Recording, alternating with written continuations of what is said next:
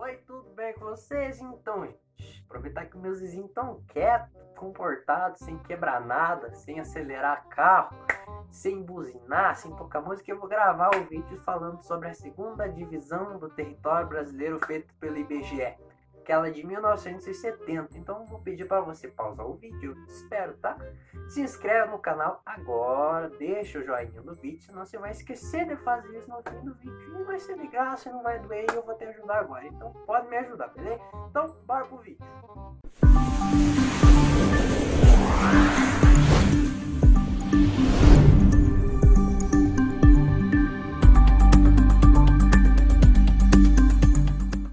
Então vamos começar contextualizando, explicando um pouquinho por que se fez necessário uma outra divisão regional do Brasil, tá?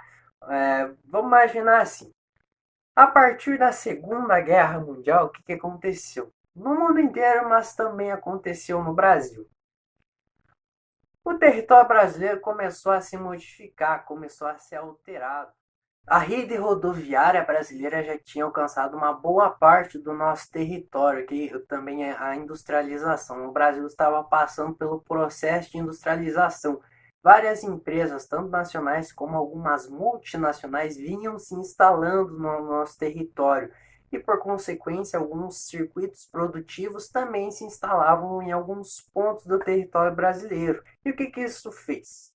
Isso fez com que o nosso mercado interno ficasse mais coeso, mais firme, sabe?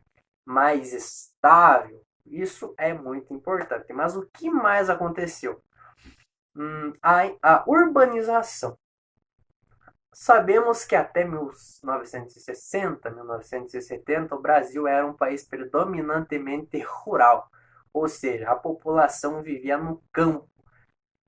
E a partir desta época, 1960, 1970, e tudo isso que eu falei, com a maior industrialização, com a maior urbanização, essas pessoas saíram do campo. O que é isso? É o êxodo rural. E isso impulsionou uma urbanização, tanto por migração, como pelo êxodo, ou até mesmo pelo crescimento natural da população. O meio urbano do Brasil acabou ganhando força, acabou se sobressaindo. E o que aconteceu? Isso fez com que a rede urbana brasileira ficasse mais complexa. Algumas cidades como Rio de Janeiro, São Paulo já tinham se tornado metrópoles, tá? Isso também é muito importante.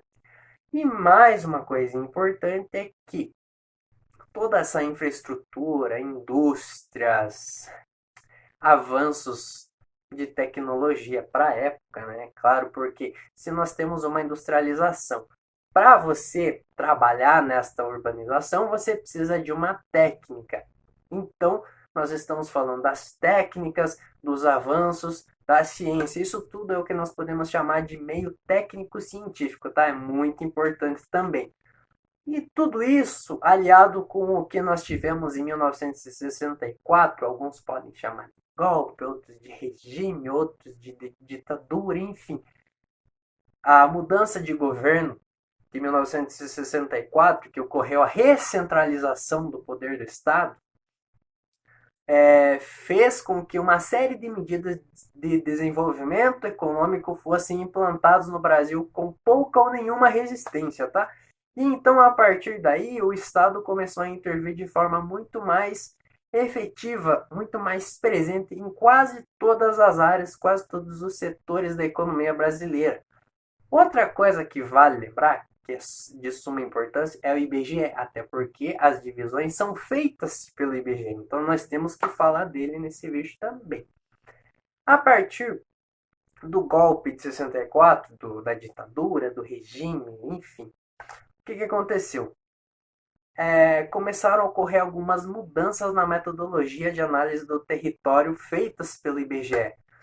O IBGE passou a se chamar Fundação IBGE, ou FIBGE, ou FIBGE, tanto faz. E ele passou a estar ligado diretamente com a presidência e também a desenvolver um papel, a executar uma função que era de levantar e produzir dados para a intervenção estatal e para o planejamento urbano, pelo planejamento econômico do Brasil, beleza? Até aí tá tranquilo, tá entendendo, né? E, e algumas medidas foram feitas, foram criadas. Por exemplo, os censos, o tempo entre os censos. Esse mesmo censo que a gente tem até hoje. Por exemplo, os censos gerais passaram a ser realizados nos anos com final zero e os censos de agropecuária, indústria, industriais passaram a ser realizados com anos em final 5, porque geraria uma rotatividade maior, uma produção de informações mais eficiente, certo? Para potencializar essa produção e levantamento do IBGE, em 1971, o Instituto Brasileiro de Informática, o IB, foi incorporado, se uniu ao IBGE. E isso potencializou todo esse processo de levantamento de dados do IBGE. Claro, imagine, você está lá escrevendo tudo manualmente, aí do nada, pá, um departamento de informática para te ajudar. Claro que vai melhorar, né? E na questão da formatação de políticas de planejamento, a partir de 67, o IBGE começou a confeccionar o que nós chamamos do Plano Decenal do Desenvolvimento Econômico. E com tudo isso, e junto com esse plano decenal, se fez necessária uma nova regionalização. Por quê?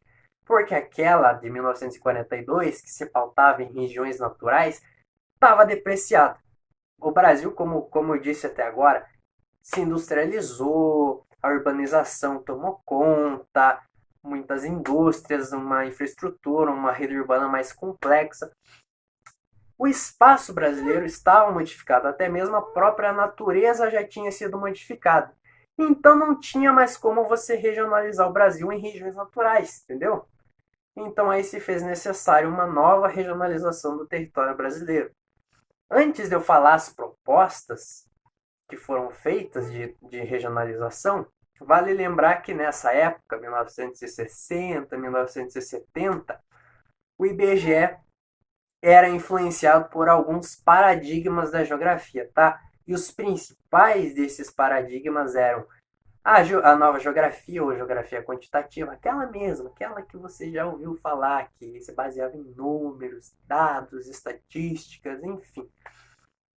Outro paradigma eram os polos de crescimento e também nós tínhamos uma terceira que era a vida de relações. Se você quiser que eu fale mais especificamente cada um desses paradigmas, escreve embaixo, dependendo do número de pedidos eu faço, beleza?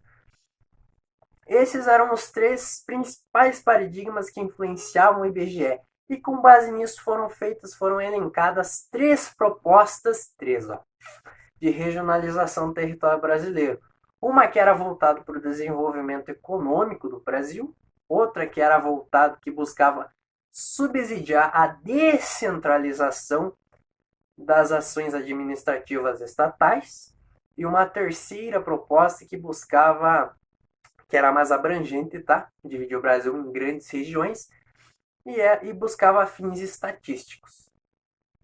Em novembro de 1970, esta terceira, que era mais abrangente, com grandes regiões, mais especificamente 5 grandes regiões que, por coincidência, são as regiões que nós conhecemos até hoje, e com fins estatísticos, foi oficializada a nova regionalização oficial do Brasil, certo? E junto com ela veio o que nós podemos chamar de espaços homogêneos. Esses espaços homogêneos serviram como base para a criação do que nós conhecemos como micro-regiões homogêneas e mais tarde, em 1976, as mesorregiões homogêneas. Então, além de dividir o Brasil nas grandes 5 regiões que nós conhecemos hoje, também nós tivemos a criação das micro e mesorregiões. Elas foram levemente alteradas na divisão de 1990, mas a grosso modo é bem parecido com essa de 70. Poucas coisas foram mudadas, tá? E qual era a diferença da micro e mesorregião? A escala de análise. Era levado em conta a totalidade nacional, onde o primeiro recorte espacial era feito dentro da unidade da federação, do seu estado até, tá? Então, as mesorregiões eram maiores que as micro, mas eram menores que a totalidade do estado, da unidade da federação. E elas eram organizadas em torno da produção, de uma produção, por isso que eram homogêneas, tá?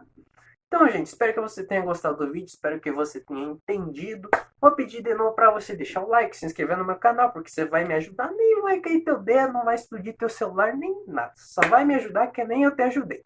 Se ficou com alguma dúvida, comenta aí embaixo, vou tentar responder. E semana que vem eu trago a terceira regionalização do IBGE, feito pelo IBGE de 1990, tá? Então é isso, valeu, falou!